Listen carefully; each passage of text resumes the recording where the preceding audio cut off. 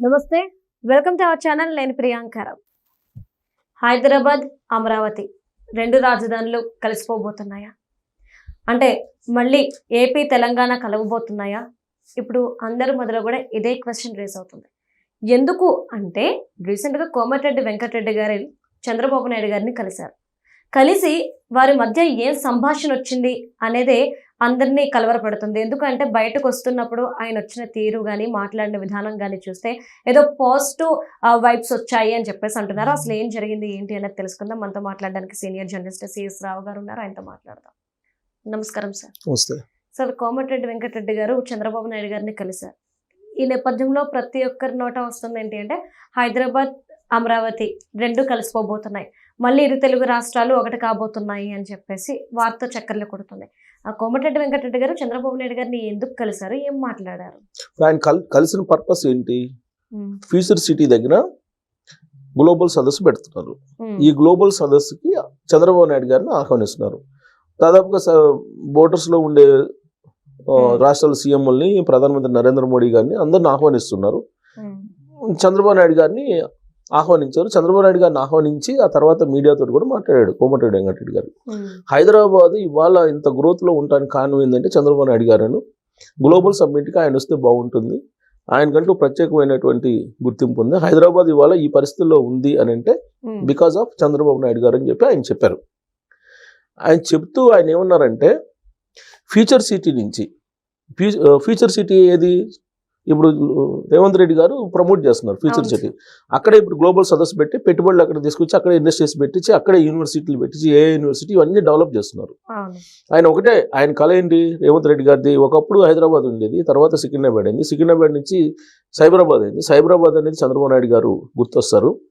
తాను గుర్తుండాలంటే future city అనేది రావాలి. ప్లస్ ఇప్పుడు ఉన్నటువంటి హైదరాబాద్ కంజెస్టెడ్ అయిపోయింది, పొల్యూషన్ అయిపోయింది, కాబట్టి ఫ్యూచర్ సిటీ అనేది అవసరం అని చెప్పి చెప్తూ ఫ్యూచర్ సిటీని ఆయన డెవలప్ చేస్తున్నారు. ఈ ఫ్యూచర్ సిటీని హైదరాబాద్ని అంటే ఫ్యూచర్ సిటీ అంటే హైదరాబాద్లో భాగమే కదా, దీన్ని అమరావతితో లింకప్ చేస్తున్నారు. ఎలా లింకప్ చేస్తున్నారు అంటే ఒకటి ఎక్స్ప్రెస్ హైవే వేస్తున్నారు. హైదరాబాద్ నుంచి విజయవాడకి ఎక్స్ప్రెస్ హైవే 2 గంటల్లో మీరు హైదరాబాద్ నుంచి విజయవాడకి చేరుకోవచ్చు. 6 లేన్స్ ఆల్రెడీ శాంక్షన్ అయింది, డిపిఆర్ కూడా ఓకే అయిపోయింది. ఒకటి. 2 బుల్లెట్ ట్రైన్ వేస్తున్నారు. బుల్లెట్ ట్రైన్ రాబోయే రోజులు. ఇది కోమటిరెడ్డి వెంకటరెడ్డి గారు చెప్పిందే. నిన్న చంద్రబాబు నాయుడు గారిని కలిసిన తర్వాత ఆయన చెప్పిందే నేను చెప్తున్నా. డిపిఆర్ అయితే రెడీ అయిపోయింది, ఇది 6 లైన్స్ కు సంబంధించి. ఇక ఫ్యూచర్ సిటీ నుంచి మచిలీపట్నం మచిలీపట్నానికి ఓడరేవుకి అక్కడ మళ్ళీ ఎక్స్ప్రెస్ హైవే వేస్తున్నారు, ఇంకొక ఎక్స్ప్రెస్ హైవే మచిలీపట్నానికి. అంటే ఇప్పుడు ఓడరేవు అనేది లేదు, ఓడరేవు ఛాన్సే లేదు తెలంగాణకి, సముద్ర మార్గం అనేది లేదు. సో కాబట్టి ఖచ్చితంగా వాళ్ళకి ఓడరేవు ఒకటి కావాలి. గతంలో మచిలీపట్నం ఓడరేవుని తాము ప్రైవేటైజ్ చేసేదైతే తాము వాడుకుంటాము, తాము ఓన్ చేసుకుంటాం అనే యాంగిల్లో అప్పట్లో కేసీఆర్ గారు మాట్లాడారు. కానీ ఇప్పుడు ఏంది, ఈ 2 రాష్ట్రాలకు సంబంధించిన రాజధానులు, అమరావతి రాజధాని అలాగే తెలంగాణ రాజధాని హైదరాబాద్, 2 కలిసిపోయేలాగా కనిపిస్తున్నాయి రాబోయే రోజుల్లో.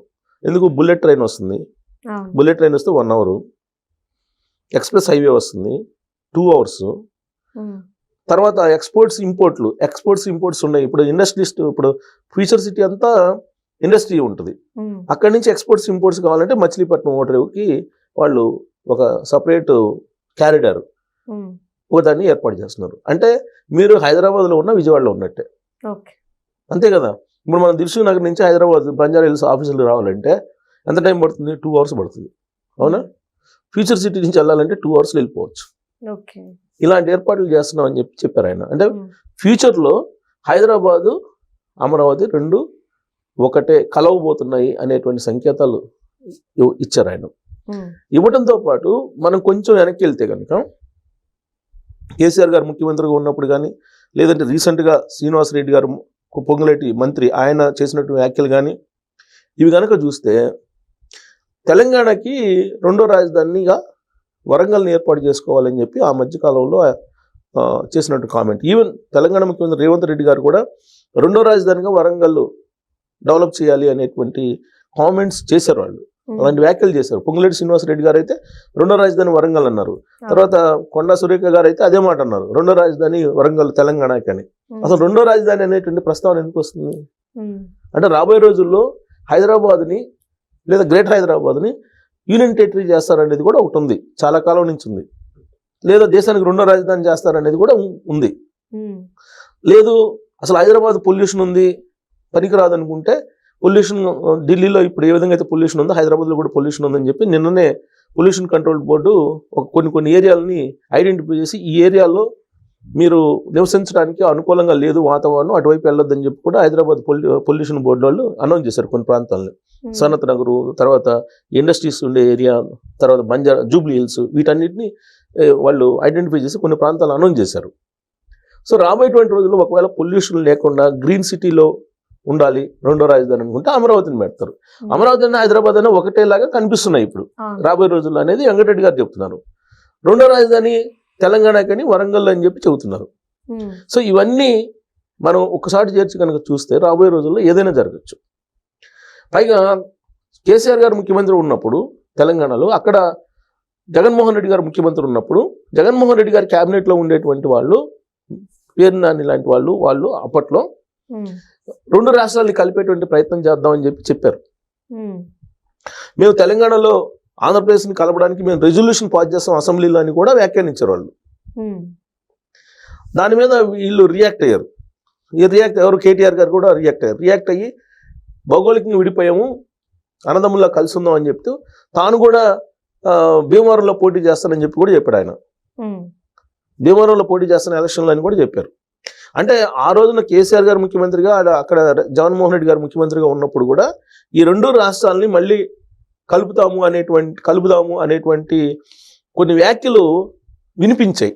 సరే అది సాధ్యమవుతుందా సాధ్యం కాదనేది పక్కన పెడదాం, బట్ అలాంటి వ్యాఖ్యలు అయితే వినిపించాయి ఆ రోజున. ఎందుకు ఇలాంటి వ్యాఖ్యలు వినిపించాయనంటే, ఎవరినైనా తీసుకోండి, మీరు పాలిటిక్స్లో తీసుకోండి, సెలబ్రిటీస్లో తీసుకోండి, లేదంటే ఆయా రంగాల్లో ఉన్నత స్థానంలో ఉండి ఆస్తి బాగా సంపాదించినటువంటి వాళ్ళు, ఆర్థికంగా బాగా ఉన్నటువంటి వాళ్ళ ఆస్తులన్నీ హైదరాబాద్లో ఉన్నాయి కదా. జగన్మోహన్ రెడ్డి గారు ఉన్నారు, జగన్మోహన్ రెడ్డి గారు ఆస్తులన్నీ ఎక్కడ ఉన్నాయి? హైదరాబాద్లో ఉన్నాయి. సో జగన్మోహన్ రెడ్డి గారు హైదరాబాద్ తెలంగాణని ఆంధ్రప్రదేశ్ని మళ్ళీ కలపాలని ఎందుకు అనుకుంటారు. ఆయన పైగా సమైక్య వాదాన్ని వినిపించారు అప్పట్లో. సో కాబట్టి ఇప్పుడు కోమటిరెడ్డి వెంకటరెడ్డి గారు గ్లోబల్ సబ్మిట్కి చంద్రబాబు నాయుడు గారిని ఆహ్వానించి చేసినటువంటి కామెంట్లు ఏదైతే ఉన్నాయో రాబోయే రోజుల్లో హైదరాబాద్ అమరావతి కలిసిపోయినట్లుగానే కనిపిస్తున్నాయి. అఫీషియల్గా కలిసి ఉన్నట్టు కనిపించకపోయినా ఆన్ పేపరు, బట్ ఈ మొత్తం రోడ్స్, బుల్లెట్ రైలు ఇవన్నీ వస్తే కనుక హైదరాబాద్లో ఉన్నట్టే, విజయవాడలో ఉన్నట్టే ఫీల్ కావాల్సినటువంటి పరిస్థితి వస్తుంది రాబోయే రోజుల్లో. సో కాబట్టి ఈ రెండు రాష్ట్రాలు కలిసే అవకాశం ఉందా అని అంటే, కలిసే అవకాశం ఉన్న దేశాలే బెర్లిన్ గోడని కూడగొట్టి దేశాలే కలిసిపోయినాయి. కాబట్టి దేశాలే కలిసిపోయినటువంటి చరిత్ర ఉంది మనకి ప్రపంచంలో. కాబట్టి రెండు రాష్ట్రాలు మళ్ళీ కలవవు అని చెప్పడానికి లేదు. అలా అని చెప్పి కలుస్తాయా ఇప్పుడంటే ఇప్పుడు కాదు, దాని టైం పట్టచ్చు. కలిసే అవకాశాలు ఉన్నాయంటే ఉండొచ్చు కూడా. ఇప్పుడు రాష్ట్రం విడిపోతుందని ఎవరు అనుకున్నారు? దాదాపు 60 ఏళ్ల తర్వాత విడిపోయింది. మళ్ళీ కలవదని ఎందుకు అనుకోవాలి? ఇప్పుడు ఈ ఇన్ఫ్రాస్ట్రక్చర్ ఇవన్నీ అయిపోయిన తర్వాత ఆ రోజున పరిస్థితులు అనుగుణంగా కలిసినా కలవచ్చు. At the same time Komatireddy Venkatreddy గారు ఒక కీలకమైనటువంటి కామెంట్ కూడా చేశారు. జర్నలిస్టులు అడిగారు జగన్మోహన్ రెడ్డి గారి గురించి, జగన్మోహన్ రెడ్డి గారు మరి జగన్మోహన్ రెడ్డి గారిని కలుస్తారా అని. ఇప్పుడు ఆయన పరిస్థితి ఎందుకు, అసలు ఆయన గురించి నేను మాట్లాడను అని చెప్తూ ముందు ఆయన ప్రతిపక్ష నాయకుడు కాకపోయినప్పటికి కూడా అసెంబ్లీకి రావాలి. ఆయన అసెంబ్లీకి వచ్చి ఆ అసెంబ్లీలో ప్రజల సమస్యలు మాట్లాడితే అప్పుడు చూద్దాం, ఆయన గురించి మాట్లాడదాం అని చెప్పేసి ఒక సైటైర్ వేశాడు ఆయన కొసమీర్పది. ఆయన ప్రెస్ మీట్లో ఆయనకు ప్రతిపక్ష హోదా లేదని చెప్పి రాకపోవడం అనేది ప్రజలకు అన్యాయం చేయటమేను. ఎమ్మెల్యేగా వచ్చి ప్రజల పక్షాన్ని మాట్లాడాలి కదా ఆయన. ఆ విధంగా మార్పు చెందినప్పుడు ఆయన గురించి మాట్లాడదాం అని చెప్పేసి సెటైర్ వేసేసి ఆయన వచ్చారు. సో ఆయన వచ్చి 24 గంటలు అవుతుంది. బట్ ఆయన చేసినటువంటి కామెంట్స్ మాత్రం రకరకాల కోణాల నుంచి మనం విశ్లేషించుకుంటే రాబోయేటువంటి రోజుల్లో హైదరాబాద్ అలాగే అమరావతి కలిసిపోయేలాగా కనిపిస్తున్నాయి. దీంట్లో ఎలాంటి డౌట్ లేదు. దేశ రెండో రాజధాని అప్పుడు అమరావతిని చేయడానికి అవకాశాలు ఉన్నాయి. పొల్యూషన్ ఇక్కడ ఉంది కాబట్టి, లేదంటే ఫ్యూచర్ సిటీని దేశ రెండో రాజధానిగా చేసిన ఆశ్చర్యం.